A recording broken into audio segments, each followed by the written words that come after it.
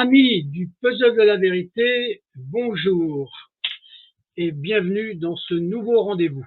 Alors aujourd'hui, en cette fin du mois de février, j'ai une nouvelle maman qui a des choses à dire. Alors, est-ce que Lionel, elle est là? Oui, je suis là. Bonjour. Bonjour Lionel. Bon, Lionel, je viens simplement de dire que tu étais une maman. Je voudrais que tu te présentes, d'accord? Et puis après, eh ben, tu as la parole pour nous dire les choses dont tu veux parler. Vas-y Lionel, tu as la parole. Alors, bonjour à tout le monde. Je me présente, je suis Lionel. Je vis à Boucau et avec mes deux enfants. Ça fait près de 12 à 13 ans que je suis en France. Et donc, je me suis bien intégrée. Donc, voilà, je vis avec mes deux enfants. Et bon, depuis un certain temps, je me suis séparée de mon ex et voilà, donc ça a basculé de problème en problème. Et en plus de ça, il y a des services sociaux qui se sont mêlés et puis mon fils m'a été enlevé il y a de cela une semaine, le 20 février 2023. Donc ça fait une semaine en fait. D'accord. Et quel âge il avait, ce fils? Quel âge il a? Mon fils, il a 5 ans. En fait, j'en ai deux enfants. J'en ai un qui a plus de 18 ans et l'autre qui a 5 ans. C'est le même papa pour les deux enfants? Non, c'est pas le même papa, non. Donc là, tu as donc un grand qui, lui, il est indépendant, je suppose, maintenant, ton grand-fils? Oui. Oui, mais il vit toujours chez moi puisqu'il va toujours à l'école. Ah oui, d'accord. Donc, disons que lui, disons que les services sociaux peuvent plus l'embêter, lui, parce qu'il est trop grand. ouais. D'accord. Et alors, tu vas nous expliquer quelle est la raison exacte, le motif qu'ils ont fait pour t'enlever ton enfant, en fait. Alors, le motif qu'ils avaient, en fait, ils ont tenté, il y a de cela un an déjà, de me mettre le service l'AMO, le service, comment on appelle encore ça, du GAM. Je ne savais pas ce que c'est. C'était un service de placement aussi, mais qui avait été rejeté par l'ancien juge. Et parce que l'ancien juge avait dit qu'il n'y a pas de danger, donc on ne peut pas lui mettre ce service-là puisqu'elle est capable de garder son enfant. D'accord. C'était bien déjà, ça. C'était bien. Ouais, c'était l'ancien juge qui était là, mais sauf qu'elle avait mis en place le service d'investigation judiciaire parce que l'AMO disait que il y a trop de problèmes et en plus de ça, que c'est tout le monde qui se plaint de moi, donc de mettre l'investigation pour savoir ce qui se passe. Donc, j'avais en plus de ça l'AMO, j'avais l'investigation judiciaire, j'avais la ISF. Donc, tout ce monde-là venait chez moi. Et voilà, donc, ces derniers temps, l'investigation a jugé que je ne peux pas garder mon enfant parce que j'ai trop de problèmes et que je ne suis dans l'incapacité de garder mon enfant. C'est ce que... Alors là, Lionel, je veux bien, mais qu'est-ce qu'ils ont défini comme problème? Ils ont listé des problèmes? Ils ont donné des exemples de problèmes? Non. Alors, ils mettent problème, mais ils ne mettent pas ce que c'est comme problème. Ouais, non, il dit que j'ai juste trop de problèmes et que je suis toujours attachée dans les problèmes avec mon ex-compagnon, parce qu'on n'était pas mariés, et que ça insécurise mon enfant. Et c'était un rapport qu'eux, ils ont donné, c'était en novembre, je pense, au juge des enfants. Oui. Et donc, le rapport de la TISF est venu contredire ce qu'ils ont dit, parce que la TISF, ils ont dit que je suis une bonne maman. Alors, là, quand tu dis la TISF, pour que les gens comprennent, c'est quoi la TISF? C'est une intervention, c'est l'aide sociale en fait. C'est des personnes qui viennent pour aider. En fait, ils sont là pour nous aider à nous accompagner au quotidien pour les personnes hospitalisées ou qui sont malades, qui ne peuvent pas accompagner leur enfant en fait. Mais bon, leur objectif, eux, c'était de venir contrôler quoi. Donc, d'accord. Alors, moi, ce que je voudrais te poser pour que les gens comprennent la situation, est-ce que actuellement ou depuis quelques mois, depuis que tu t'es séparé de ton ex, d'accord, ton ami, est-ce que la situation, elle est conflictuelle avec lui ou elle se passe à peu près bien? Non, elle est très conflictuelle parce que en fait, il amène à ce que ça soit conflictuel. Ouais. Il n'est jamais d'accord, il ne prend jamais l'intérêt de l'enfant. Il apporte toujours des problèmes à s'agacer entre nous deux. Donc, et moi, j'avais limité un peu les conversations. Ça veut dire que j'avais coupé le téléphone avec lui parce que c'était un peu trop tendu. D'accord. J'ai juste opté par mail pour communiquer avec lui, pour que ça soit plus, pour que j'ai des preuves parce que c'était trop conflictuel. Donc, je n'entrais pas trop dans son jeu, en fait. Alors, d'accord. Donc, c'est peut-être ça qui a été le motif essentiel des services sociaux, non? Non, pas vraiment, parce que là, ils ont dit que c'est moi qui a des problèmes, en fait. Parce que dans leur rapport, ils disent que c'est moi le problème. C'est moi qui a trop de problèmes et qui met les problèmes partout et ça insécurise mon enfant. Ouais, d'accord. Donc, Alors, c'est-à-dire, ils utilisent abusivement le litige qu'il peut y avoir entre ton ex et maintenant, ils te mettent toi comme la responsable de cette situation-là. c'est ça. Ah oui, donc c'est encore de la manipulation. Ils font tout le temps ça, en fait. Hein. C'est-à-dire que tu subis des choses et en fin de compte, c'est toi qui deviens coupable. Oui, et en plus de ça, quand il y avait des mails que mon ex envoyait de provocation, parfois même qui attaquait même mon avocate. Et donc, par mail, quand même, je relayais tous ces mails-là et j'envoyais à l'AMO en lui disant que, bon, voilà, il est en train de parler comme ça, il parle aussi ici. Mais sauf que tout ce que lui, j'envoyais à l'AMO, ils n'ont pas repéré ça comme un conflit, quoi. Comme si c'est lui qui fait un conflit. Et quand tu dis que tu as une avocate, c'est ça? Une avocate, un avocat? Ouais, j'avais une avocate, mais bon, je pense que Qu'est-ce qu'elle a fait alors? elle n'a pas fait grand-chose, disons. Elle a fait à son niveau parce que sur certaines choses, elle essayait de les relayer, mais sauf qu'elle me dit elle n'est pas écoutée. Bon, je l'ai vu aussi au dernier audience hein, qui s'est passé, ça datait de presque 3 semaines. D'accord. 3 semaines. Et donc, quand elle a plaidé, le juge des enfants de Bayonne l'a carrément coupé la parole. Elle a même perdu le fil des idées. Ah, Elle a dit, oui, elle lui a dit, mais laissez-moi plaider. Vous avez laissé les autres parler, mais moi, je n'arrive pas à plaider. Pourquoi vous ne me laissez pas plaider?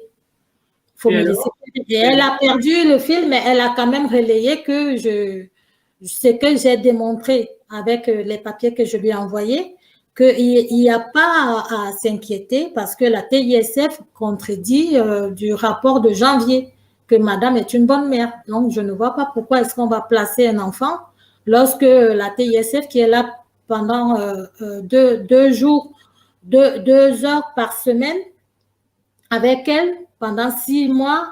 Donc, il n'y a pas à s'inquiéter. Donc, eux, ils n'ont pas compris ça.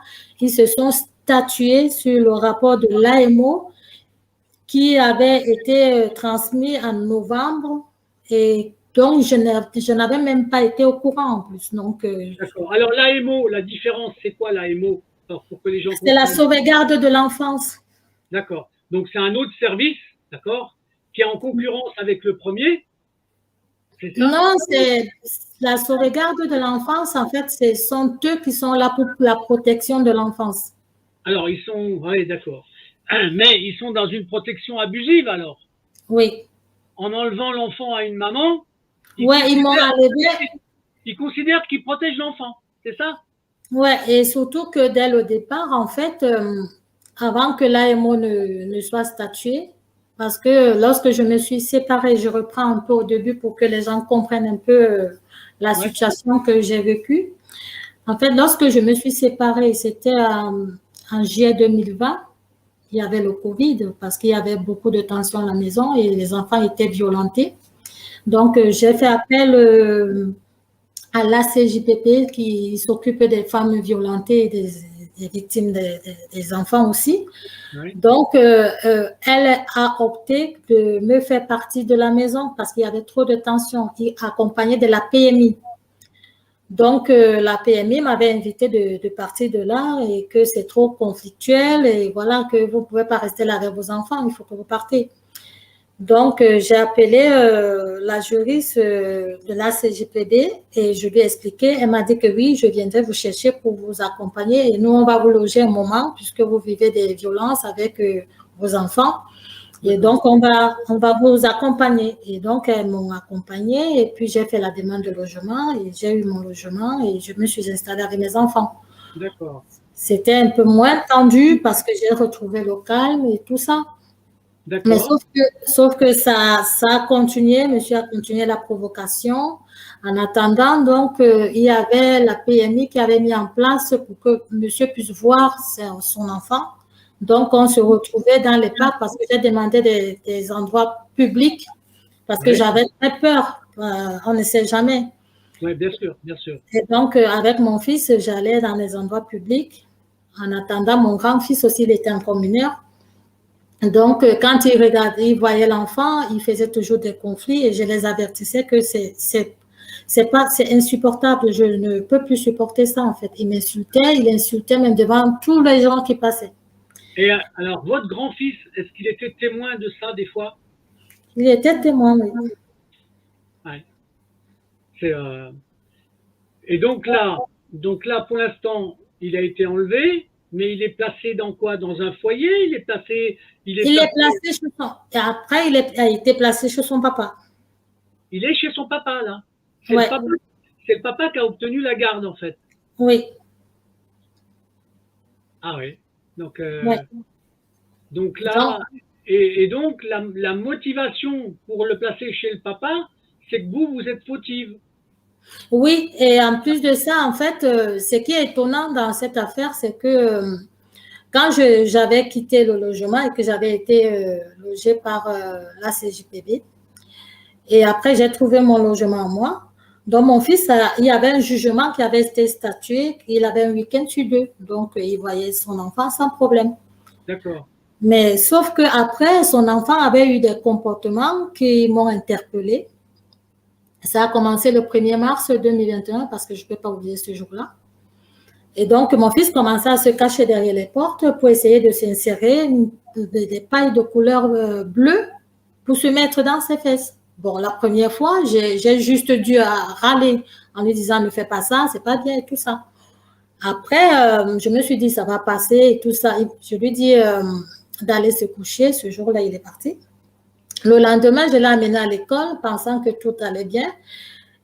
Quand il est rentré de l'école vers 16h45, il a repris encore les mêmes gestes. C'est là où je me suis dit, mais qu'est-ce que c'est que ça? Pourquoi tu fais ça? Il était en train de vous envoyer un message, en fait. Oui. Et donc, moi, il m'a donc dit qu'il a très mal dans les fesses. Et moi, je suis donc allée à l'hôpital de Bayonne.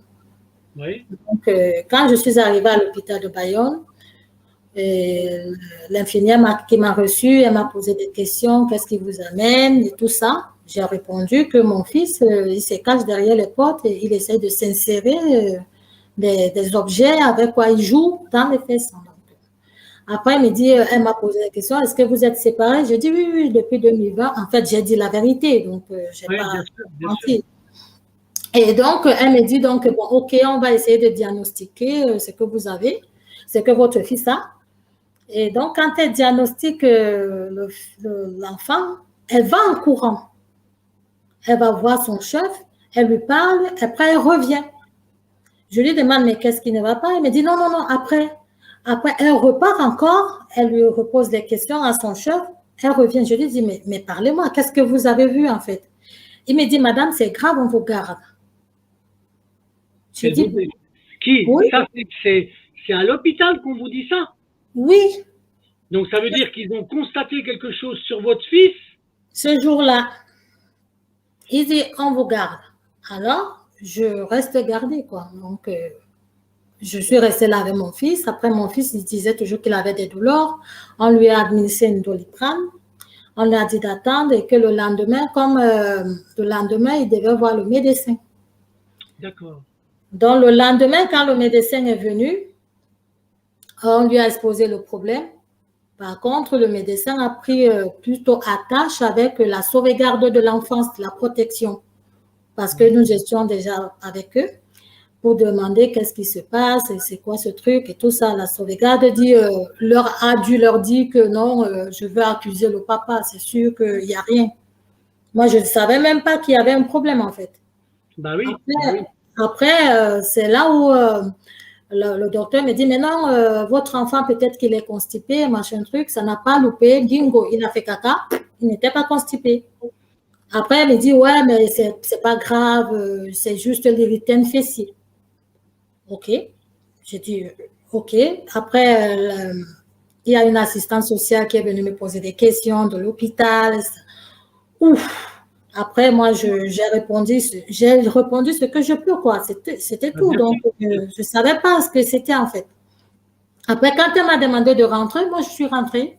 Elle m'a donné un papier de rapport. Ce n'est que l'irritène fessier, l'enfant est sale, il y a juste les caca, un truc comme ça. Oui. Je suis rentrée le week-end du 5 mars. Il était à peu près 21 heures comme ça. Je devais l'endormir, le petit. Après, d'un coup comme ça, il me dit, papa m'a mis un dinosaure dans les fesses. J'ai cru ne pas avoir entendu en fait. Je me retourne, je dis, mais qu'est-ce que tu dis? Il me dit, papa m'a mis un dinosaure dans les fesses. Ça me faisait très mal. Ah bon? Ah ben là, c'est quand même une révélation importante. Et le gamin, oui. il a 5 ans. Il a 5 ans. En ce moment-là, il avait 3 ans et demi, 4 ans. Ouais. Alors, je me tourne. En fait, ça m'a chamboulé à un moment. Je n'ai pas compris, en fait. Dit, bah oui, c'est la surprise, en fait. Oui. Après, je lui dis, mais non, mais peut-être je vais te mettre la crème si ça te fait mal, un truc comme ça. Après, je l'ai fait les chansons, il s'est endormi. Le lundi 8, je suis allée à l'hôpital pour leur dire qu'il y a un nouveau événement. Mon fils me dit ça. Et alors? Alors là, il réagit comment? Et là, c'est une catastrophe. C'est une catastrophe. Et quand j'arrive, c'était au niveau de 18 heures parce qu'il était allé à l'école. Quand il est rentré, je l'ai directement amené à l'hôpital. Et quand j'ai vu le docteur ce jour-là, il me dit, oui, vous étiez déjà venu ici là, la nuit du 2 au 3. Hein? Oui, mais vous n'allez pas continuer à venir ici. Je vais le consulter, mais la prochaine fois que vous venez, vous allez voir, c'est mieux d'aller voir un médecin de la ville ou votre médecin traitant ou encore votre pédiatre. Ce n'est pas la peine de venir tout le temps ici. Ouais. Et là, je n'ai pas trop compris son truc. Je n'ai pas compris. Je suis encore restée. Il a diagnostiqué. Il dit qu'on va vous appeler. Je vais essayer de consulter ceux qui vous ont vu la nuit du 2 au 3. OK. J'étais dépassée. En fait, je ne comprenais pas, en fait. Je rentre donc, le petit avait toujours mal, des douleurs. Il dit, j'ai très mal, maman. Il n'arrêtait pas de pleurnicher. Je ne savais pas quoi faire. J'ai appelé une sœur qui était à Paris. Je lui ai expliqué la situation. Je lui ai dit que je suis allée à l'hôpital et l'hôpital a dit ci, il a dit ça. Il me dit que non, c'est des menteurs, ils veulent couvrir l'acte en fait. En fait, ton fils, il est violé en fait. Ouais, donc, c'est ça. Ouais, elle me l'a dit comme ça, elle me dit que c'est une catastrophe. Je lui ai dit, mais essaye d'aller aussi porter plainte. Je lui ai dit, mais est-ce qu'ils vont prendre ma plainte et tout ça? Je n'ai même pas de preuves, j'ai rien. Ouais. Après, elle me dit mais il faut prendre aussi des photos, il faut prendre des trucs, au moins tu vas garder les preuves. J'ai dit, OK.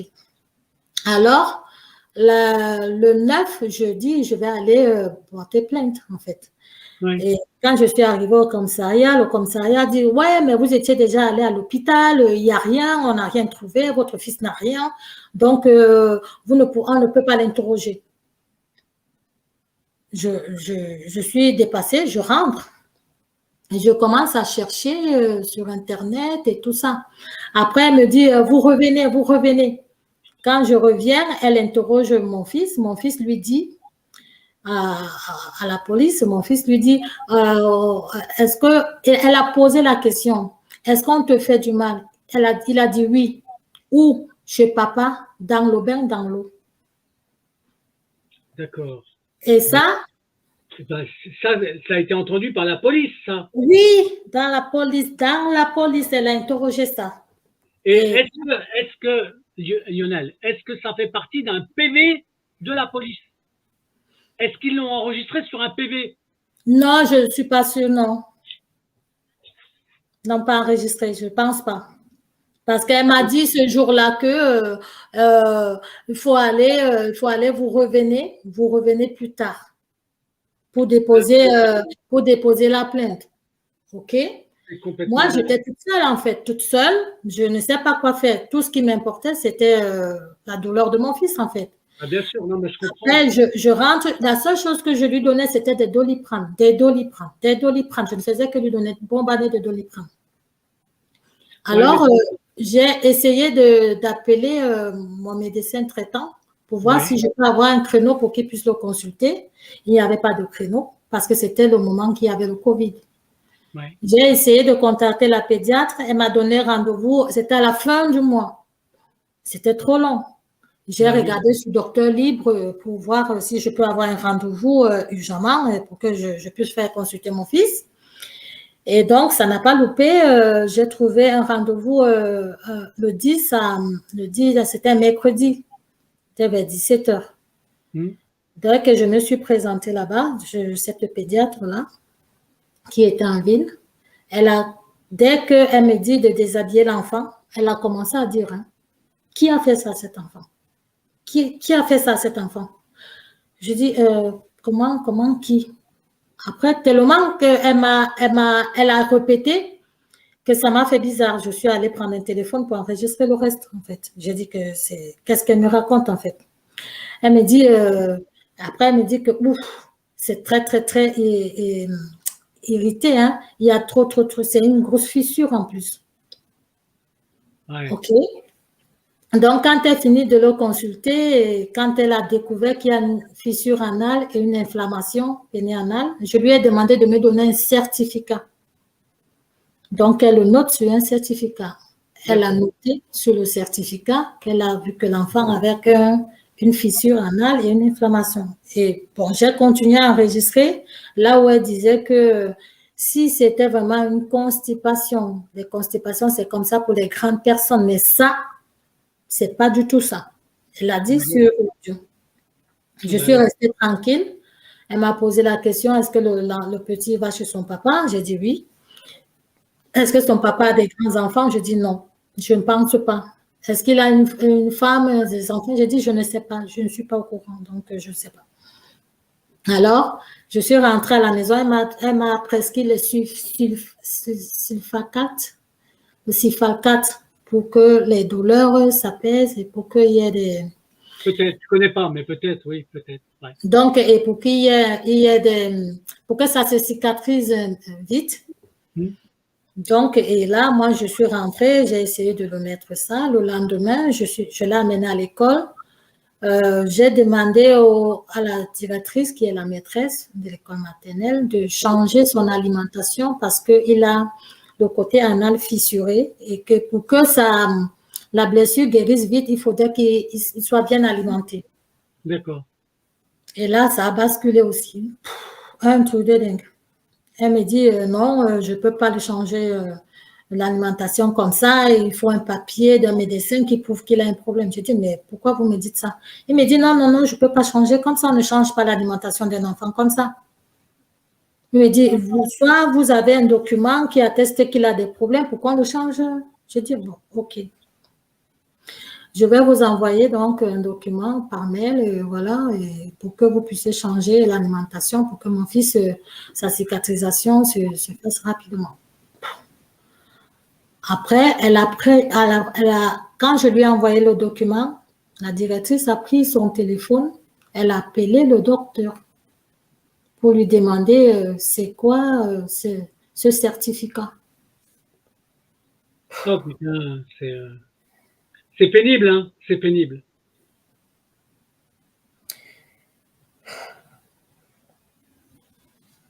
Après, donc, j'ai continué à à soigner mon enfant avec ce que j'avais.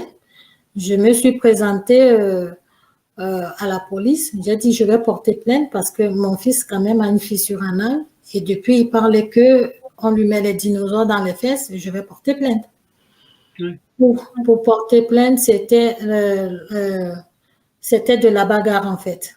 On me dit non, pas aujourd'hui, je ne vais pas tu peux pas porter plainte. C'est pas, on avait déjà vu qu'il y avait rien. Et s'il y a une fissure, ça veut dire que ou un viol, ça veut dire que c'est chez vous parce que vous avez un grand garçon et vous avez aussi un copain chez vous qui vient chez vous, ça peut être lui. Putain, mais c'est dingue ça. Comment les flics ont le droit de faire des trucs pareils? Ils m'ont tout fait. Franchement, vous savez que c'est important ce que vous dites, Lionel. C'est pour ça que des mamans qui témoignent comme ça, c'est important que les gens entendent ce que vous dites. Ça montre les dysfonctionnements qu'il y a même dans la police. On ne protège pas le monde des enfants, bien au contraire. Non. Après, donc, elle a fait un compte rendu. Un compte rendu, l'inspectrice là, soi-disant de quoi là, je ne sais pas, que mon fils n'a pas parlé, qu'il n'a rien dit. Il n'a rien dit, votre fils? Il n'a rien dit. C'est ce qu'elle a fait comme compte rendu. Mais en réalité, vous m'aviez dit déjà qu'il avait déjà parlé, qu'il avait... Oui, mais elle a fait le compte rendu qui n'a pas parlé. Putain. Vous avez le nom de cette policière? Oui, elle s'appelle Madame Nelly Martin. Voilà. Eh bien, il faut dénoncer. Oui, c'est Nelly Martin. Je n'ai pas peur d'elle, mais c'est la vérité, en fait. Elle a dit que mon fils... Alors, Lionel, c'est quoi comme commissariat? C'est quoi? C'est où le commissariat? Le commissariat de Bayonne. Voilà. Voilà, vous avez entendu. Ils ont entendu.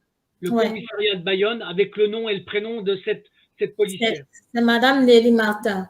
Donc, elle a dit que mon fils n'a pas parlé. Elle a fait un compte rendu que mon fils n'a pas parlé. Dans le procès verbal, elle a dit que mon fils avait dit qu'il y avait quelqu'un sans énumérer la personne, donc sans prononcer son papa. Ça m'a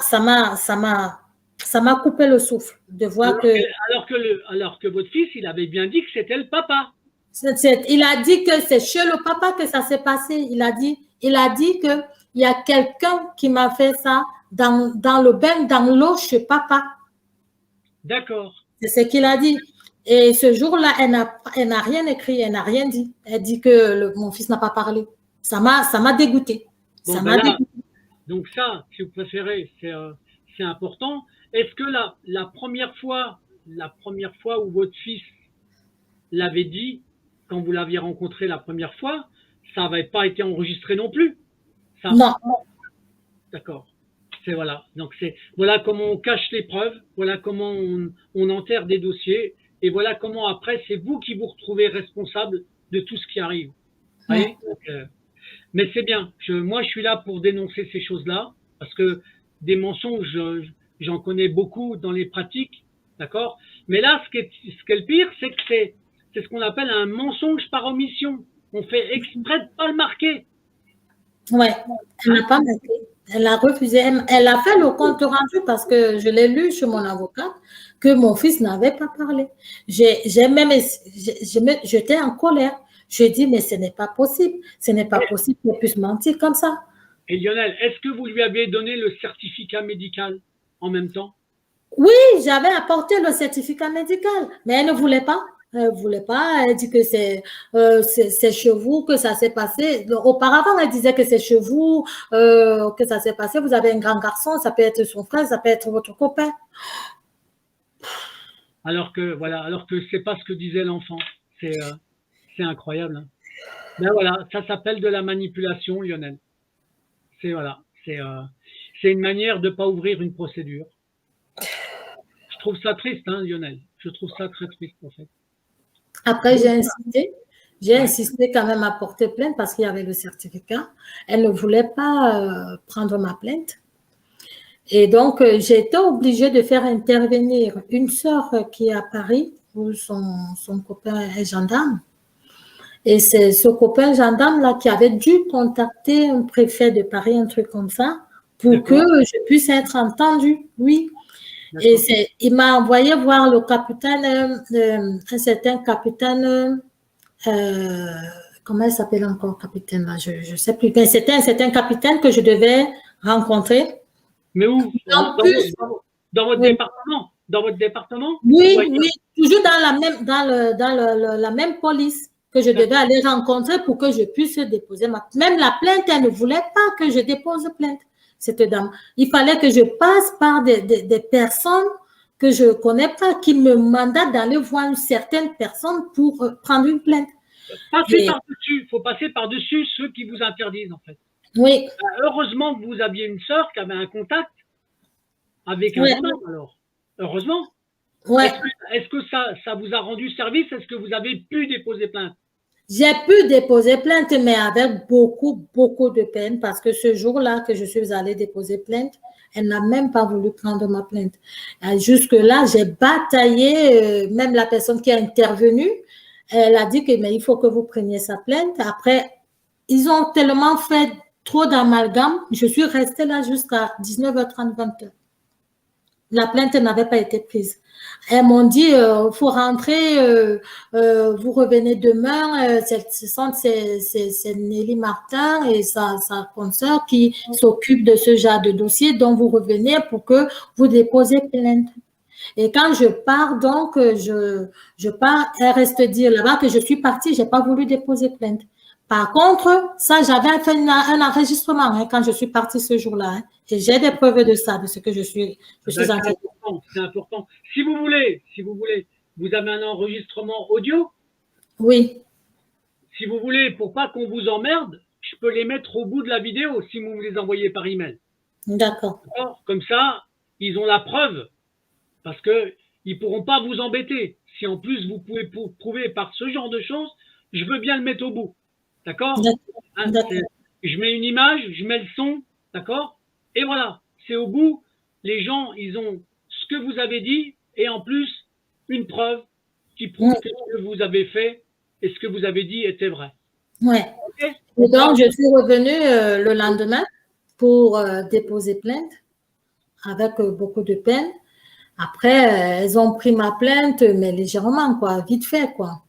Ouais. Donc, mais moi, ça avait été déposé, et voilà, je suis rentrée, pensant que les enquêtes seront faites, normalement, mais non. Après une semaine, on m'annonce une fois quand je voulais plus donner mon enfant au papa, parce que il y avait déjà une plainte en cours. Et mon avocat de l'époque m'avait dit que si vous saviez que votre fils est en danger, il ne faut pas donner votre enfant. Il faut protéger votre enfant. Et donc, c'est votre avocat qui vous avait dit? C'est l'ancienne avocate qui me l'avait dit, oui. D'accord. Donc, et là, moi, j'ai essayé de protéger mon enfant ce jour-là et la directrice de l'école s'était interposée que je ne récupère pas mon enfant. Et pourtant, c'est la directrice de l'école. Oui, et j'avais aussi enregistré ce jour-là parce que c'était tombé au répondeur parce que j'étais au téléphone avec une amie, c'est tombé au répondeur et donc ça a enregistré.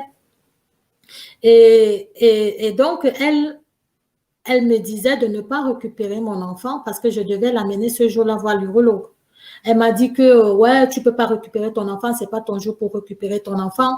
Donc, vous devez le laisser là, c'est le tour du papa. Et de toute façon, votre plainte est classée sans suite. Ah, carrément.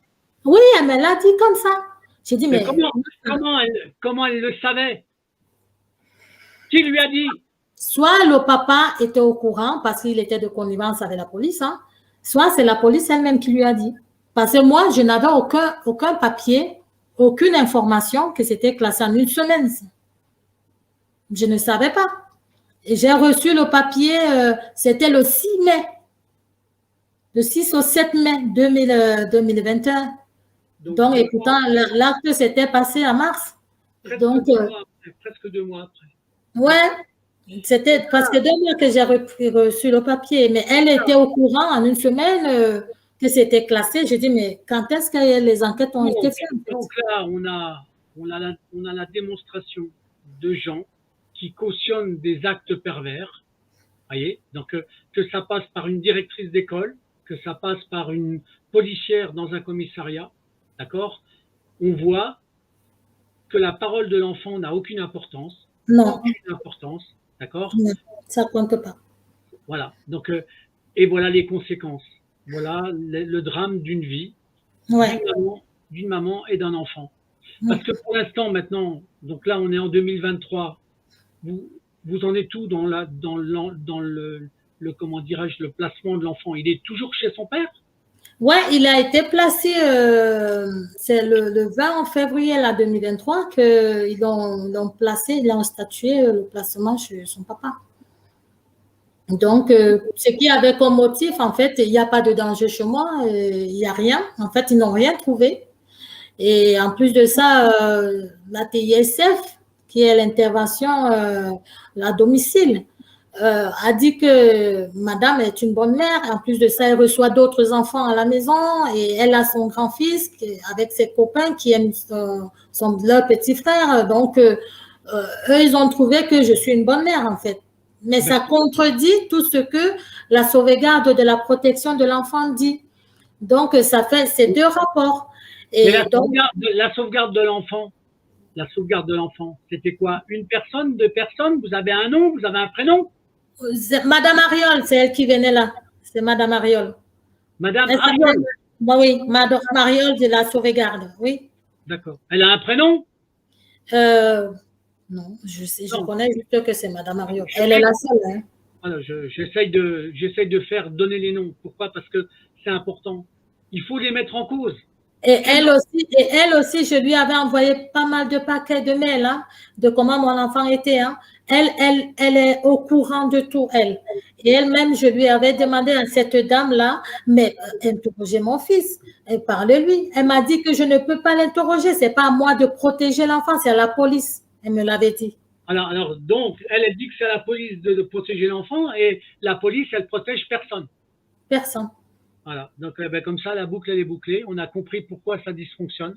Ouais. Mais voilà, c'est pour ça que ce genre de témoignage, il est important. Parce que quand vous expliquez ça, des fois, s'il n'y a pas une vidéo pour le prouver, pour le dire, pour l'exposer, les gens, ils comprennent rien du tout. Et moi, mon but, c'est d'avoir un maximum de mamans qui témoignent des travers, des perversités, des mauvais mécanismes qui engendrent tous les dégâts qu'on provoque aux mamans et aux enfants. C'est un but, hein. C'est un but.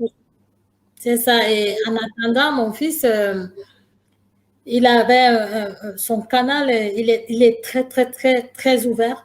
Très, très, très ouvert, de telle sorte que même quand la TISF était venue une fois chez moi, elle s'appelait Sonia en ce moment-là, mon fils, il avait déjà 4 ans en ce moment. Ça faisait bien longtemps qu'il ne faisait pas caca sur son front.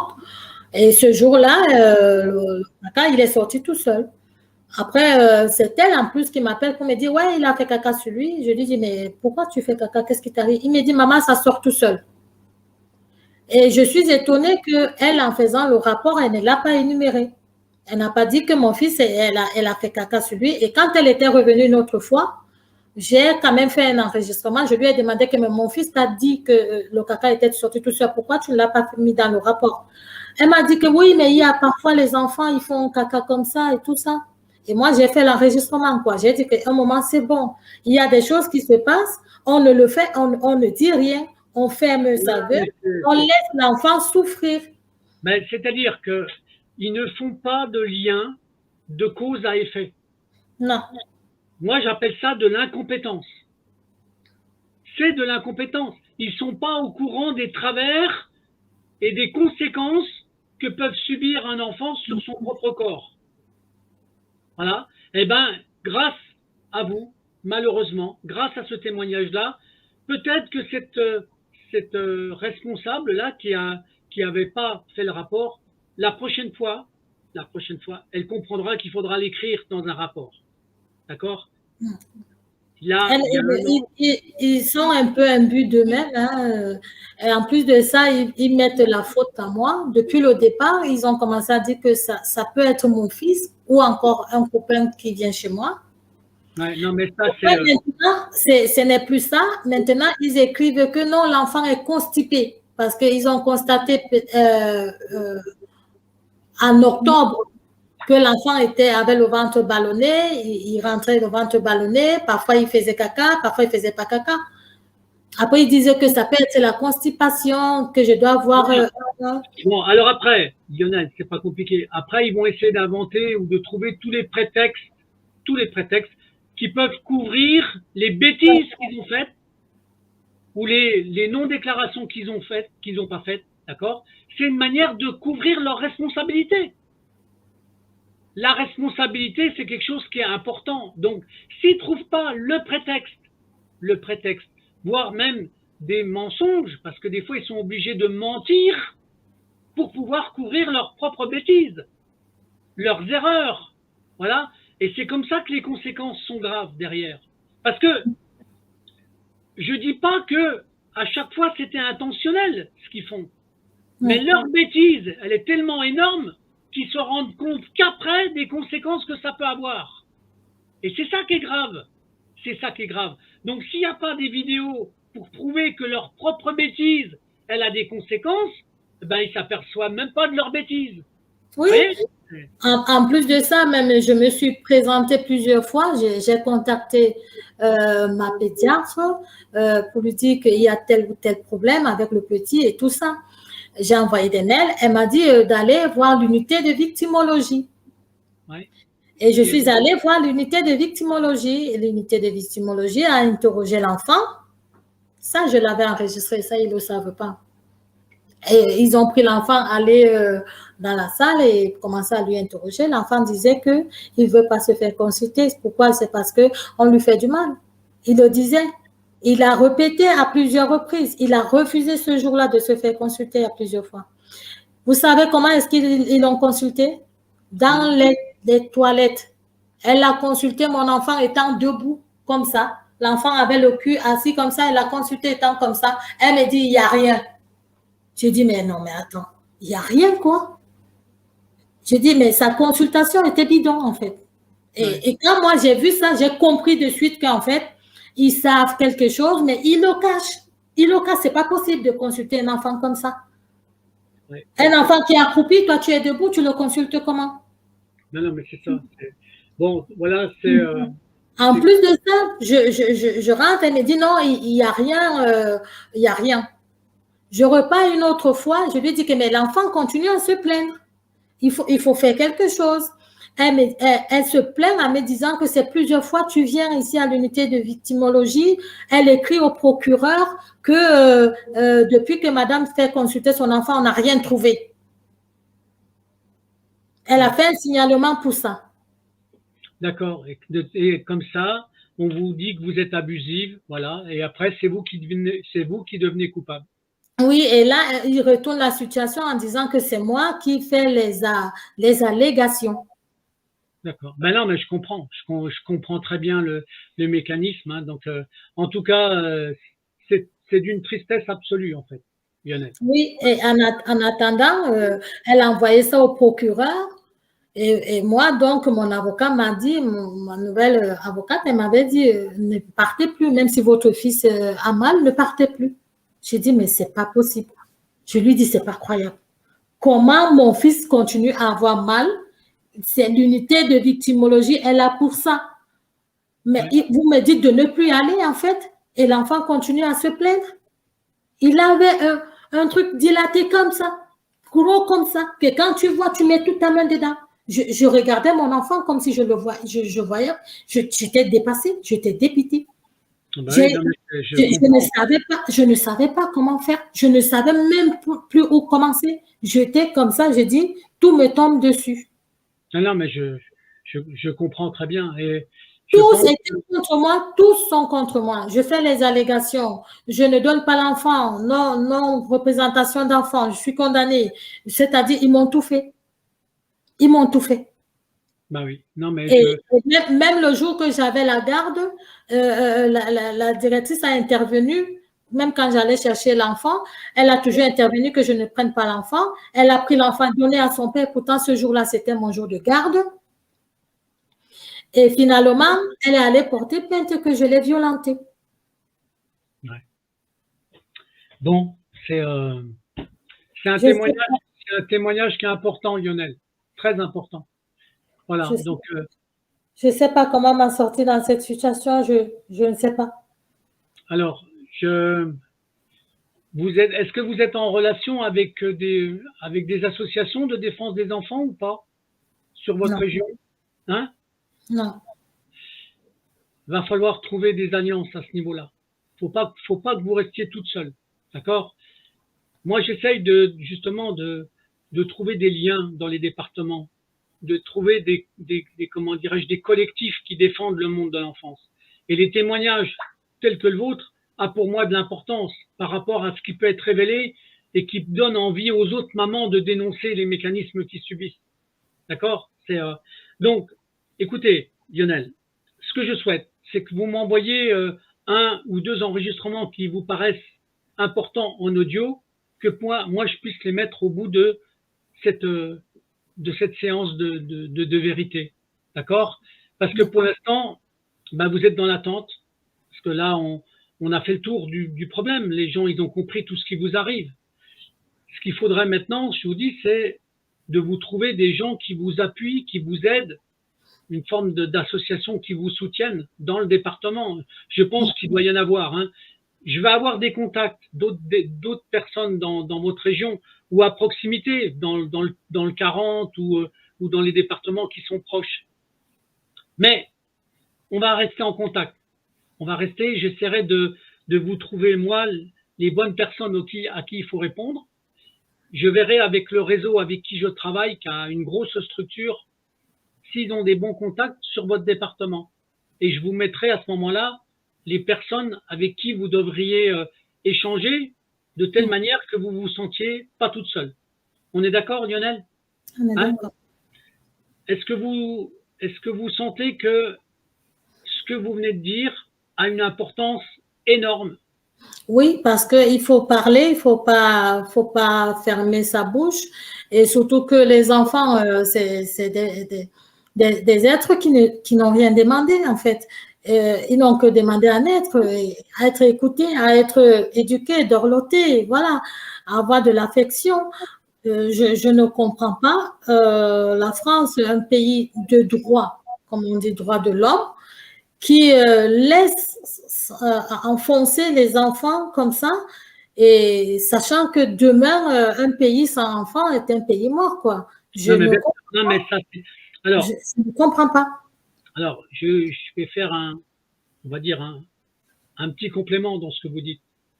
Pour l'instant, ceux qui nous gouvernent, ils ont qu'un objectif: détruire notre nation, détruire notre pays. Parce que ce que vous vivez dans le monde de l'enfance, on le vit aussi dans d'autres domaines. Par exemple, je prends le monde de l'entreprise. Si vous saviez les dégâts qu'ils font dans le monde de l'entreprise, eh ben, vous vous apercevez que c'est de détruire notre pays. Il n'y a plus rien qui fonctionne bien, plus rien.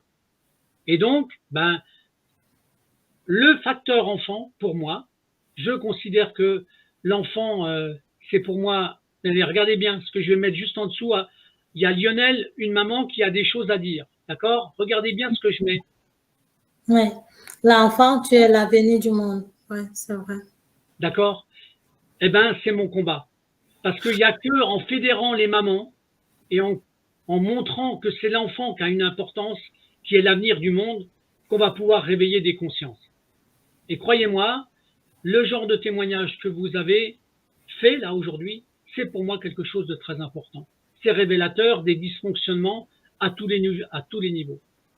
Voilà, donc si vous aviez un mot de la fin, parce que je crois que là, même si on est appelé à se retrouver ou à se revoir, hein, bien entendu, mais on arrive déjà à un terme, ça fait 50 minutes, mine de rien. Est-ce que ouais. D'accord. Si vous aviez un petit mot de la fin à dire ou encore, est-ce que vous avez quelque chose de complémentaire à faire ou vous avez déjà fait? Je souhaiterais demander, j'ai fait appel à la décision qui a été prise par la sauvegarde, donc j'ai fait appel.